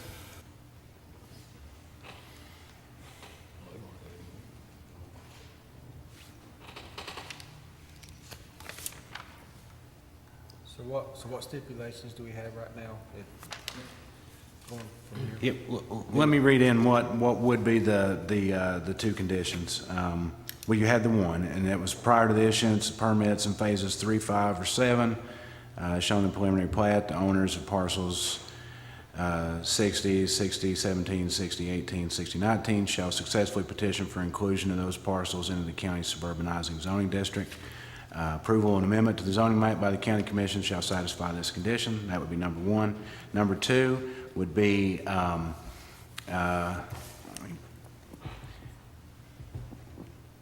try to think of how to word it. Single story. Single story homes shall be constructed at a minimum of 1,500 finished square feet. Two-story houses at a minimum of 1,750 square feet. All houses in the development shall be site-built. Stanley, does that get your concern? What you just read?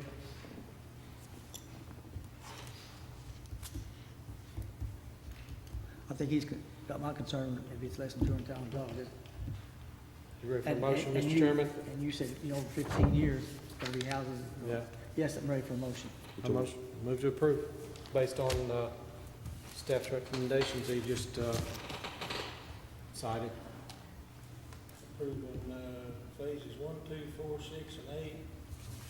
Phases 3, 5, and 7 being contingent on county commission changing the zoning. And also the condition about the minimum square footages and the site build. Second. We got a second. Bruce? Yes. Joe? Yes. Stanley? Yes. Brian? Yes. Larry? Yes. Okay. Any other issues for tonight, gentlemen? Thomas, you have any other issues for us tonight? No, sir. Marlene? Do I hear a motion to adjourn? So moved. There's a lady with her hand up. Do we need to answer it or not? Sure.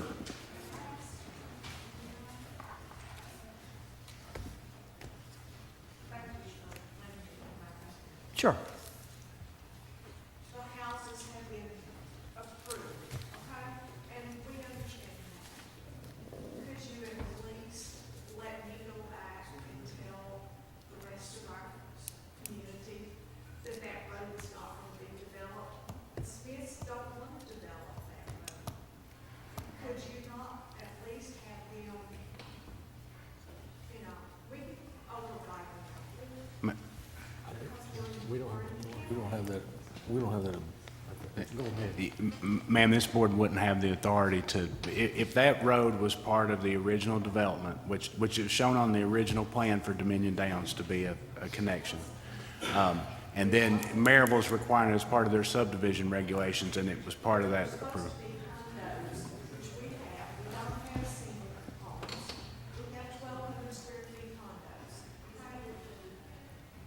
The circle was supposed to have more condos around. The developer did not want to tackle the street, so he stopped it. It was never developed to be an entrance to something else. But had he put a cul-de-sac like he did on, what's the road that goes straight back? Green something? Keeneland. Keeneland? Keeneland is a cul-de-sac. But if had he put a cul-de-sac there, this wouldn't be an issue. But he didn't. He made it as an It's not a No, it doesn't have to be. Yeah. But he made an access there to continue the road, whoever developed it, right?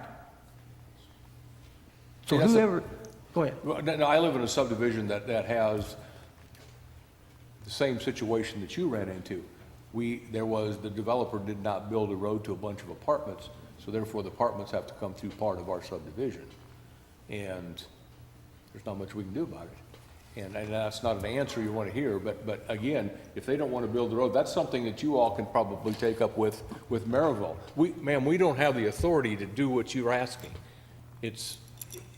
We don't have the pay grade for that, okay? Exactly, that's fine. If I were you, I wouldn't give up. No. These guys don't want to put it in either. They don't want to build it anyhow. They don't want to put it in. They told the city miracle the other night, and I appreciate you guys. You know, they stood here and they told me, we don't want to do it.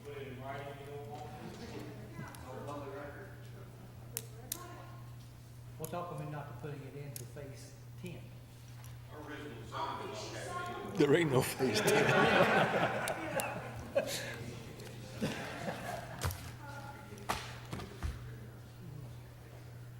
Okay, we're adjourned. Thank you.